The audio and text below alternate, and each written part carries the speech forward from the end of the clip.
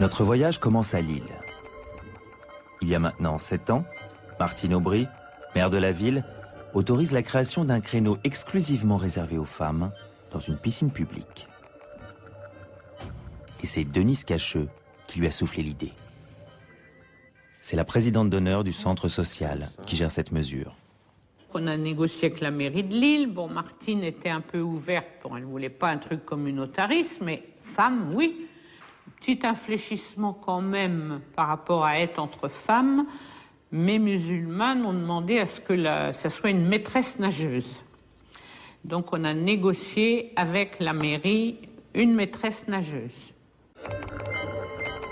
Voilà ce qu'on appelle un accommodement raisonnable.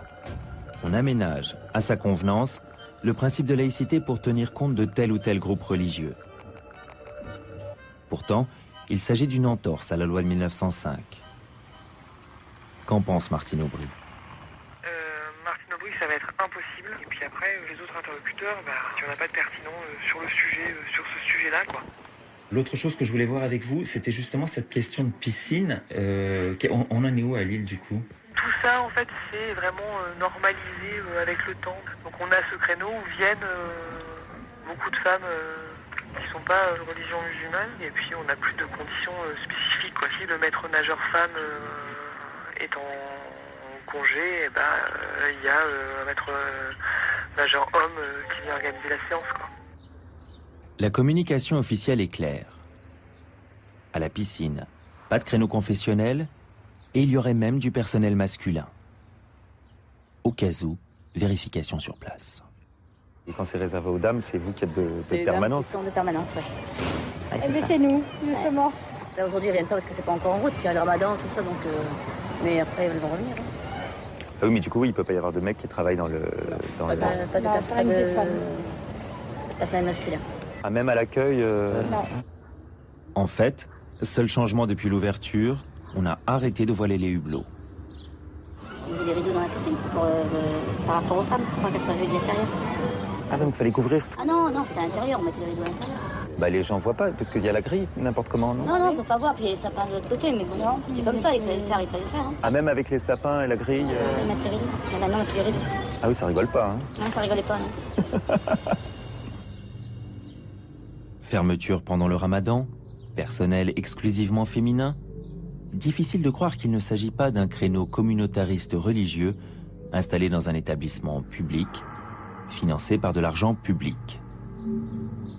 Face au barrage de son service de presse, nous profitons de la participation de Martine Aubry à un meeting du Parti socialiste lillois pour nous adresser directement à elle. Parce qu'aujourd'hui, elle a quand même mal, cette République, et nous voulons lui redonner un avenir. Voilà, merci.